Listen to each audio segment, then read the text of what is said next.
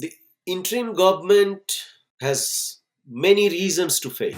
The first thing is the selection of the people in the government. Some of them happen to be advisors of caretaker government in the past, identifying all the big high profile officials and remove them.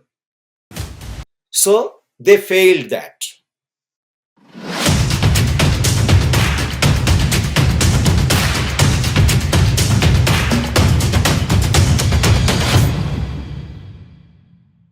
As you said, there are certain individuals and groups the Rapid Action Battalion, who are notoriously known for carrying out enforced disappearances and extrajudicial killings.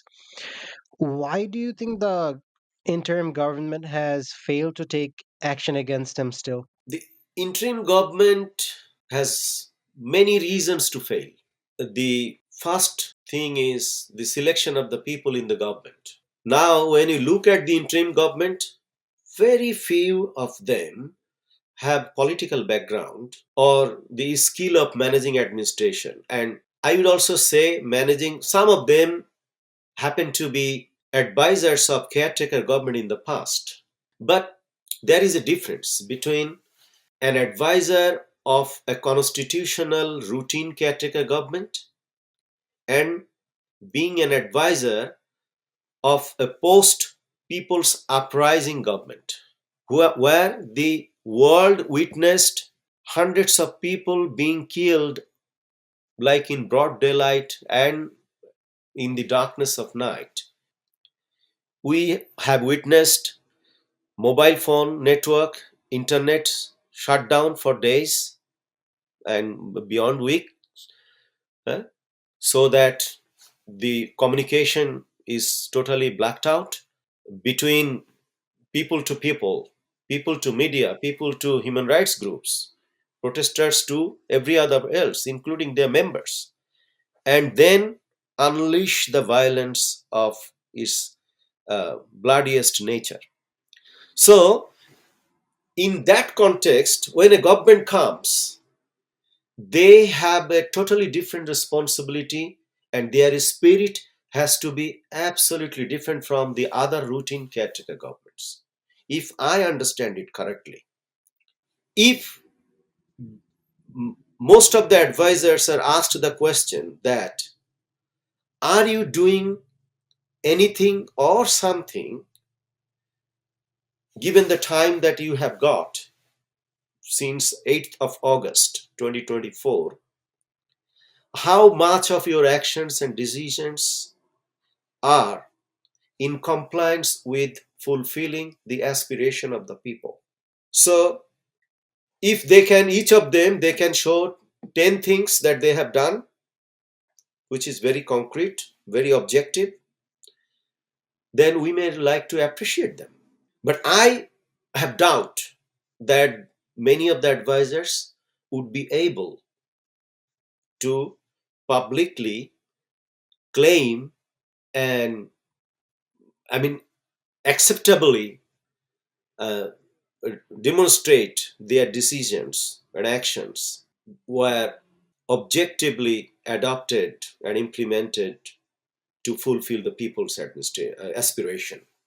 That is one.